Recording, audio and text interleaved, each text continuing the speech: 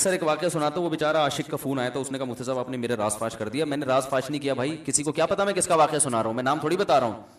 वो जिस आशिक का वाकया ना, उसने कहा मुझे यार आपने मेरे बारे में सबको बता दिया। भाईजान आपके बारे में किसको क्या पता, मैं किसी का राज फाश नहीं करता।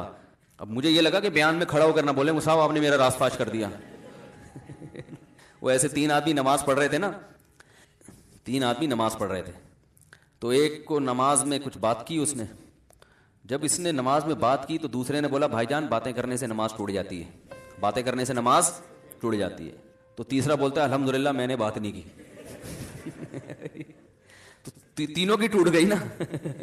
तीसरा कहता है अल्लाह का शुक्र है मैं खामोशी खड़ा हूं। तो तीनों की टूट गई ना। तो ऐसे ही बाज लोग, हम तो राज फाश नहीं कर रहे होते, वो खुद अपना राज फाश कर देते हैं। तो एक आशिक का फोन आया, कहने लगा अब पूरे बयान से ना देखना ये क्लिप निकलेगा और हिट भी ये वाला क्लिप होगा।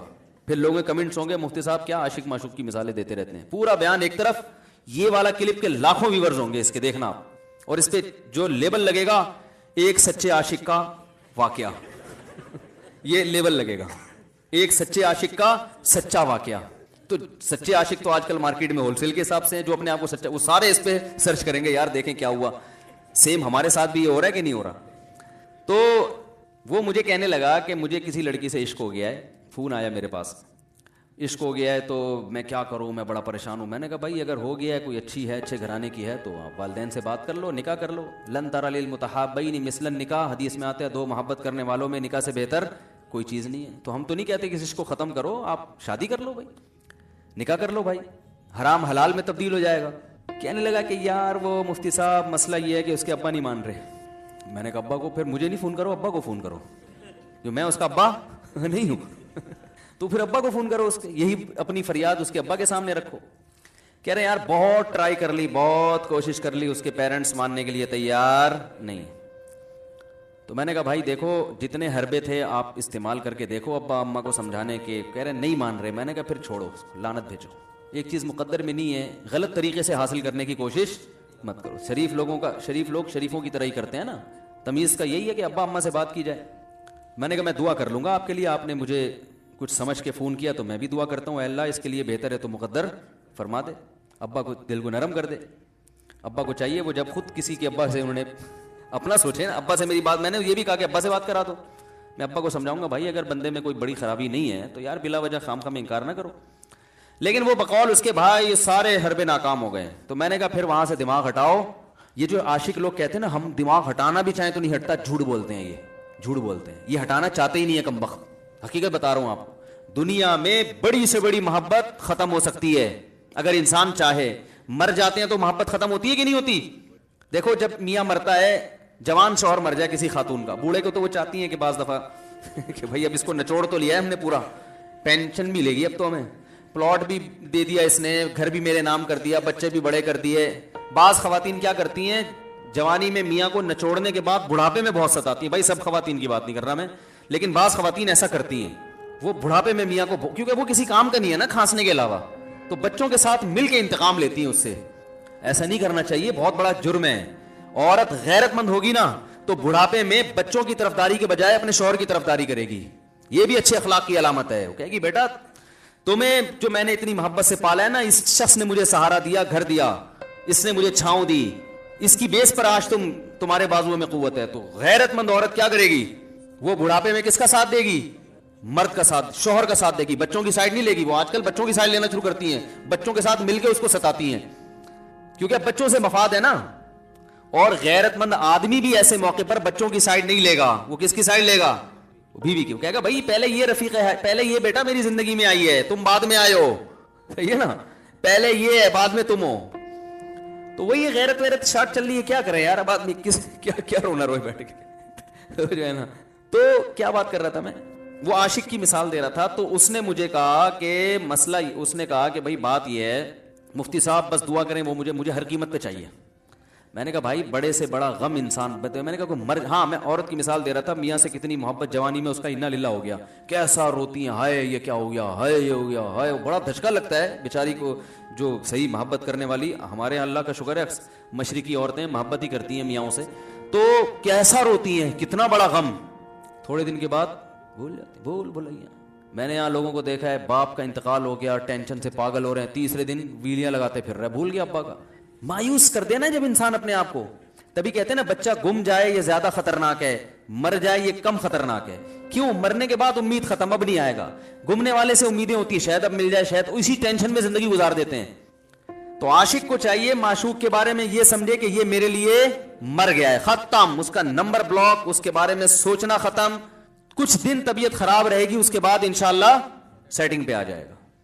ये कमबख्त चाहते ही नहीं इलाज करना, बार बार उसकी तस्वीरें देखते रहेंगे, बार बार उससे बात करते रहेंगे, बार बार उसके बहाने बहाने से उसकी गली का चक्कर लगाएंगे, और फिर उसी को समझाने के लिए फोन करते रहेंगे बार बार कि मैं तुमसे मोहब्बत खत्म कर रहा हूं, सुन लो। हकीकत है, ये भी होता है आशिकों के साथ। देखो आइंदा मुझसे बातचीत नहीं करना, क्योंकि मैं बस, ये आखिरी कॉल थी मेरी। भाईजान जरूरत क्या है आपको ये बताने की भी आखिरी कॉल थी या पहली कॉल थी? ये आशिक लोग करते हैं, हकीकत बता रहा हूं। आपको कह रहे हो मुफ्ती साहब को कैसे बदल लिया हमारे बारे में? भाई हमने पूरी दुनिया देखी हुई है, दुनिया के हर आदमी से हम मिले हैं अल्हम्दुलिल्लाह, और हम भी इसी माहौल में पले बड़े हैं जिसमें आप पल बढ़ के जवान हुए हैं।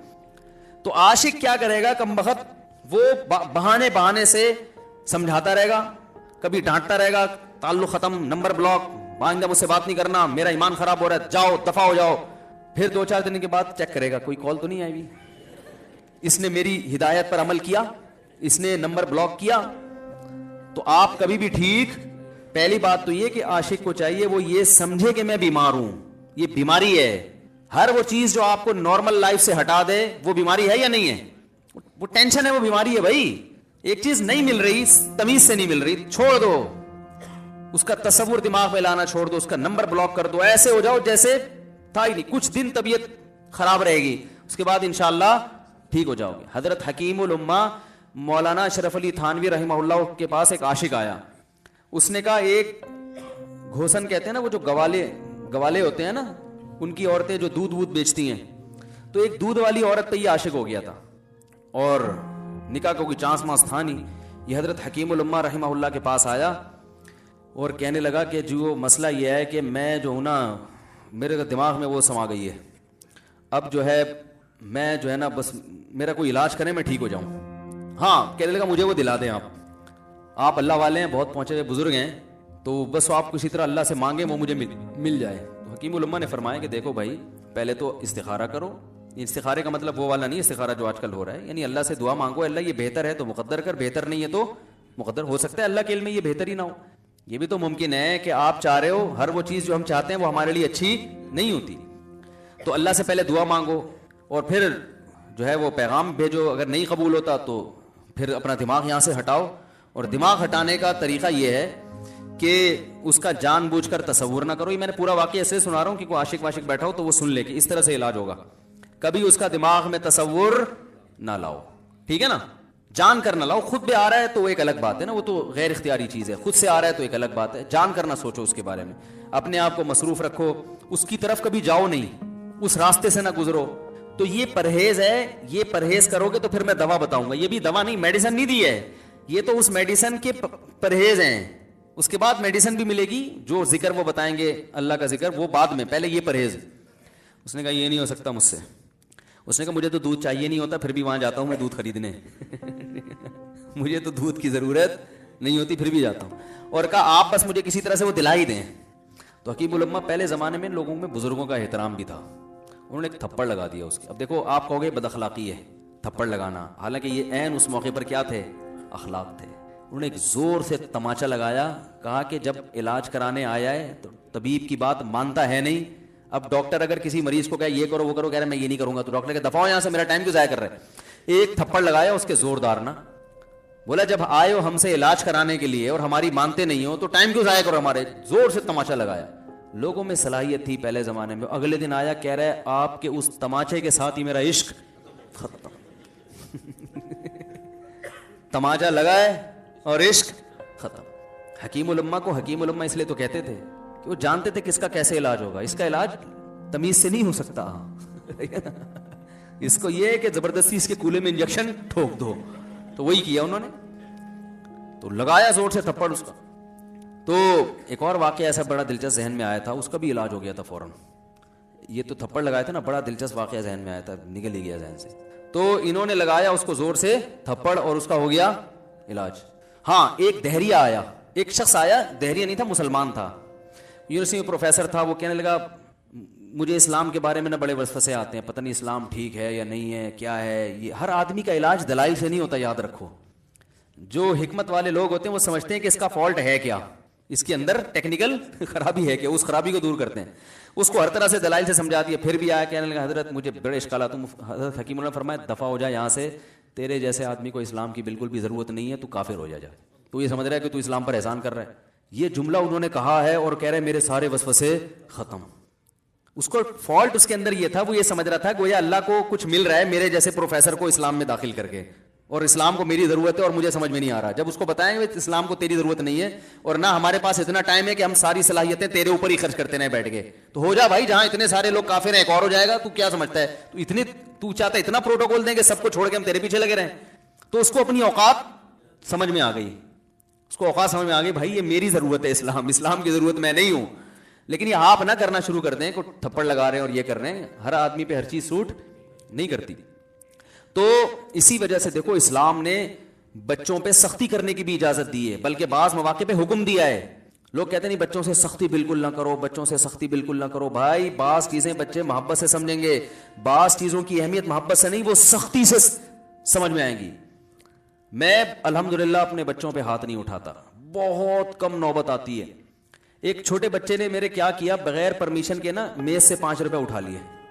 बच्चों को हमने बताया वे कहीं भी कोई भी पैसे पड़े हुए हो, थोड़े हो ज्यादा, कोई बच्चा भी वालिदैन की परमिशन के बगैर पैसे कहीं से भी नहीं उठाएगा, चाहे कितने बिखरे हुए पैसे पड़े हुए हों। होता है ना आदमी बटवा निकाल के रखता है, पैसे बिखर गए। बच्चों को कहा है, क्योंकि इससे आदत क्या होती है।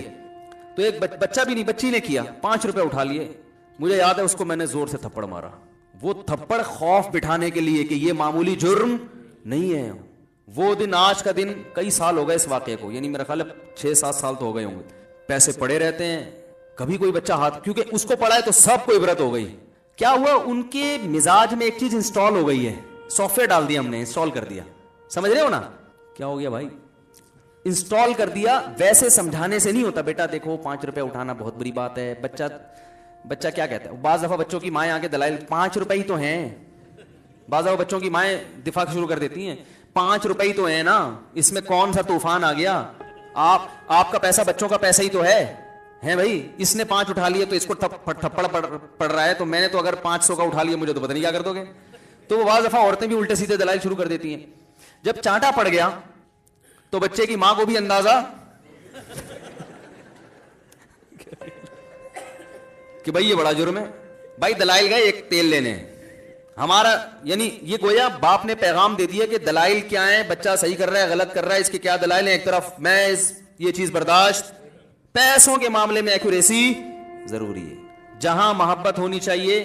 हाँ इश्क, वो आशिक की बात कर रहा था मैं, तो मैंने उसको समझाया कि भाई अब क्या करो, यहां से ताल्लुक खत्म।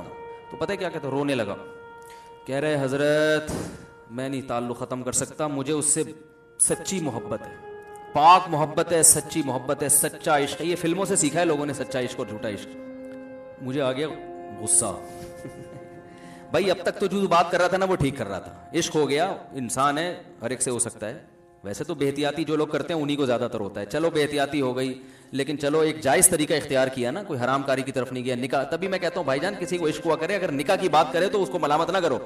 बेटा अब्बा के पास आ रहा है, अब्बा मुझे वो कॉलेज में लड़की पसंद आ गई, मुझे इश्क हो गया, मैं शादी करना, अब्बा पड़ाख करके चमाड़ लगा देते हो, तुझे मैंने ये इश्क माश्कों के लिए भेजा है वहां पे, इसलिए नहीं था, लेकिन अब हो गया तो इसका एक जायज रास्ता है ना जो इस्लाम ने बताया है। तो अब्बा बिला वजह गैरत का मसला बना लेते हैं इसको, ठीक है ना। तो भाई ये निपटाओ यार।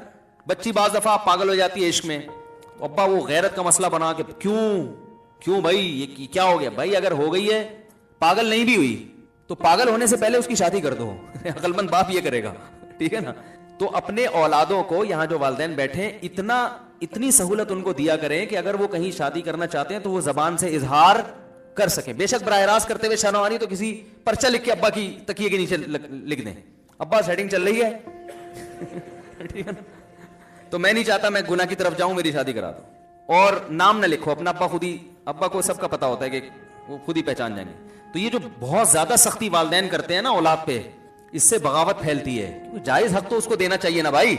हाँ वो अगर आपके खानदान में मैच ही ना कर सके, वो यानी वो ऐसी जगह पसंद कर लिया उसने कि वो एडजस्ट ही नहीं हो सकती, तो फिर एक अलग बात है। फिर अब्बा गैरत दिखाएं, बोला बेटा तू तेरी बीवी हमारी बहू भी होगी, ये हमारी बहू बनाने के काबिल, ये हमारी परंपरा है, ठीक है ना। तो लेकिन नॉर्मली मानना चाहिए। तो अब क्या है, मैंने उससे, अब वो क्या ना रोने लगा, बस ये बयान, ये किस वाक्य बता के वो पत्थर वाला जो है ना मिसाल कंप्लीट करके बात खत्म करता हूँ। वो रोने लगा, कह रहे नहीं मुझे सच्ची मोहब्बत है। मुझे फिर आया गुस्सा, मैंने कहा भाईजान ये टोपी ड्रामे नहीं करो, ठीक है आपको इश्क हो गया, दिल जख्मी है आपका, यहाँ तक बात समझ में आती है, इंसान है, हो जाता है, तो निकाह का रास्ता है, नहीं हो रहा तो परेशान होना भी समझ में आता है, ये सच्ची मच्ची नहीं करो भाई। मैंने कहा अपनी माँ से क्यों नहीं ऐसी मोहब्बत आपको, माँ नाराज होती है, कभी बातचीत छोड़ दे तो फिर ऐसा रोना आया कभी? जिसने सारी जिंदगी पाला पोसा जवान किया है भाई, कभी जिंदगी भर साथ नहीं छोड़ती माँ। आप 60 साल के भी हो जाओगे ना, आपकी बीमारी पे ऐसे ही रोएगी जैसे जब 2 साल के बच्चे थे उस वक्त रोती थी। क्या अल्लाह ने अजीब रिश्ता, सारी जिंदगी रोटियां पका पका के खिलाती रहती है, थकती नहीं है, एक दफा भी कभी पैसे नहीं मांगे। किसी को बावर्ची रखो, फ्री में कितने दिन पका के खिलाएगा रोटियां भाई? 4-5 दिन के बाद बोलेगा भाई हमने क्या ठेका लिया हुआ खिदमत का, पैसे दो, तनख्वाह दो, नहीं दोगे जाएगा वहां से। सारी जिंदगी रोटियां पका के खिलाती है, सारी जिंदगी। ना खाने पे तो नाराज होगी, खाने पे कोई मुआवजा नहीं मांगेगी। कितना बड़ा एहसान है, उससे ऐसी जज्बाती मोहब्बत नहीं होती, उस पे रोना नहीं आएगा, उस पे जज्बात नहीं मुश्तिल होंगे। तो वहां नहीं हो रहे तो यहां अगर हो रहे हैं तो इसको पाकीज़ा मोहब्बत का लेवल लगाने की जरूरत। मैंने कहा उसको लकवा हो जाए ना, जो तुम्हारी जो महबूबा है, बीपी हाई हुआ और जनाब थोड़ा सा टेढ़ी मेढ़ी हो गई, फिर देखूंगा, फिर कहेगा कह रहे मुझसे सब जान छुड़ा दो खुदा के लिए, फिर तावीज मांगेंगे जान छुड़वाने के तावीज। ऐसा ही होता है ना। और वो भी जो तुम पे इतना लट्टू हो रही है भाई, वो भी सिर्फ एक जाहिरी इश्क है। हाँ बाज दफा हकीकी भी होता है, वो अखलाक से किसी के मुतासिर हो गए, दीनदारी से मुतासिर हो गए, वो एक अलग चीज है। लेकिन ज्यादातर सिर्फ शक्लों पे मर रहे हैं, शक्लों पे। अखलाक वखलाक एक तरफ गए हुए हैं, दीनदारी अखलाक को कोई नहीं लिफ्ट कराता आजकल, सिर्फ शक्ल पे। तभी इनको किसी अदाकार से करा दो ना, फौरन भाग जाएंगे उसकी तरफ। Thanks for watching. Don't forget to like, comment, share and subscribe to Mufti Tariq Masood Speeches channel.